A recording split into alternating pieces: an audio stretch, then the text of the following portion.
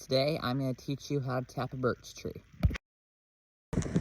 So first you need to pick the tree that you're going to tap. Usually the bigger the tree is, the more sap you're going to get out of it. It's usually about 1 gallon a day per tree. On average, I have one good tree. It's called a gusher. On a good day, it can have about 8 gallons of water come out of it every day. For those of you who don't know, you tap them to get birch syrup. You can just drink the birch water that comes out of it. It takes 100 gallons of birch water just to make 1 gallon of syrup. So after you get the water out, you can put it in a pot and burn it down until it is syrup. So right here I have a drill. It has a 3/8 inch drill bit on it. And keep in mind, if it's a high snow year, if there's a lot of snow on the ground, that if you put your hole right here right now, when it all melts, that's going to be too high to reach because you're standing on top of 5 feet of snow. Right now there's hardly any snow on the ground, so it's not too much of a worry. So pretty much just put your bit onto your tree here and drill a hole.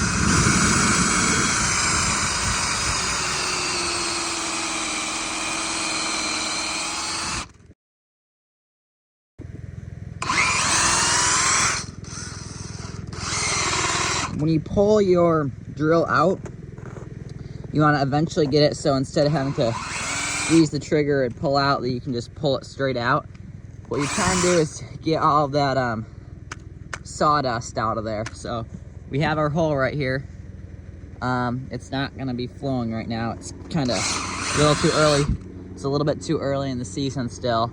But we want to get all the sawdust out of here. And when it is flowing, you'll see a fairly steady stream just trickling out of there.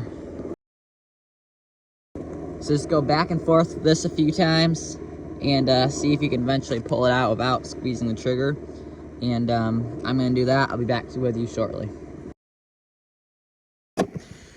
There's quite a few different kinds of birch taps. You can use the same ones as you use on maple trees, but this is just a gallon Ziploc with this black plastic tap in there.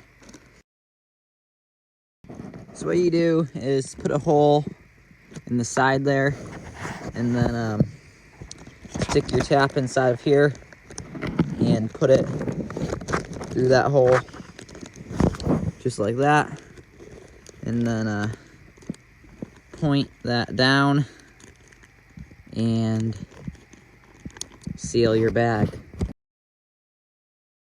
Then just put it right in there, and you can use a little bit bigger drill bit if you want to.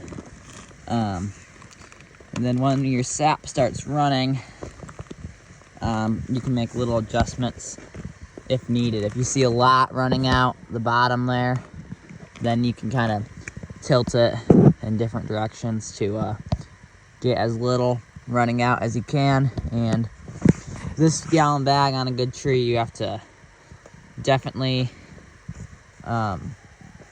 empty it a lot of times. So there's lots of different ways to do it. You know, like I was saying, hook a hose up here and put it in a bucket down below. There's taps with metal taps with buckets hanging right off them, and lots of different ways to do it. It's just one way that I've used the last couple years that I've tapped birch trees, and I've gotten quite a bit of sap out of them. So thanks for watching, and I'll give you another update later on this spring when the birch water actually starts running.